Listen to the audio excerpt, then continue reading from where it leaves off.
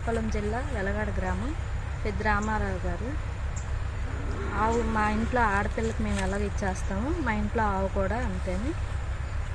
హిందూ సాంప్రదాయ ప్రకారం మా ఆడపిల్లకి మేము ఎలా చేస్తామో ఆవు కూడా చూడడానికి వచ్చింది కాబట్టి మేము అలానే చేస్తాము. మన హిందూ సాంప్రదాయం కాపాడాలని మేము ఇలా చేస్తున్నాము.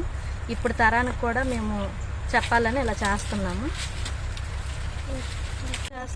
మన మూగజీవాలకు కూడా వెనక చేయకుండా ముందుగా ఇలా చేస్తుంటాం మేము. మన పిల్లలకు కూడా ఇప్పుడు ఈ తరం పిల్లలకు కూడా ఇది తెలియజేయాలని మేము ఇలా చేస్తుంటాము. 7వ నెలలో సీమంతం చేస్తాము. ఇప్పుడు ఆవు కూడా 7వ నెల వచ్చింది. ఈ ఆవు కూడా సీమంతం ఇలానే చేస్తాము. వెలగాడ మాది, వెలగాడ గ్రామం మాది. నా పేరు పద్మావతి, పెద్ద పద్మావతి. మా ఇంటి ఆడపడుచుకి ఎలగపిండి సీమంతం చేసి దాన్ని ఆస్వాదించి మేము పంపిస్తాము.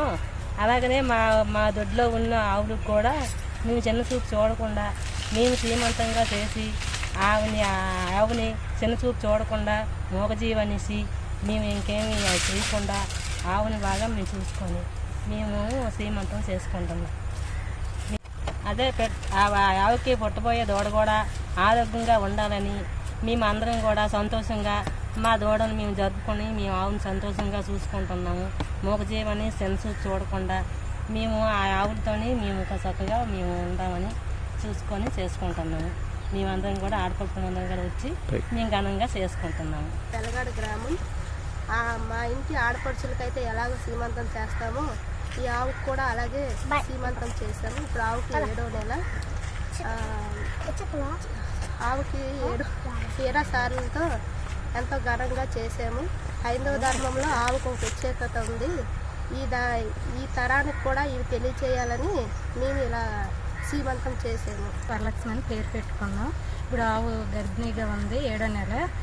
దానికోసం సీమంతం చేసాము. తను ఆవును దూడ క్షేమంగా ఉండాలని కోరుతున్నాం.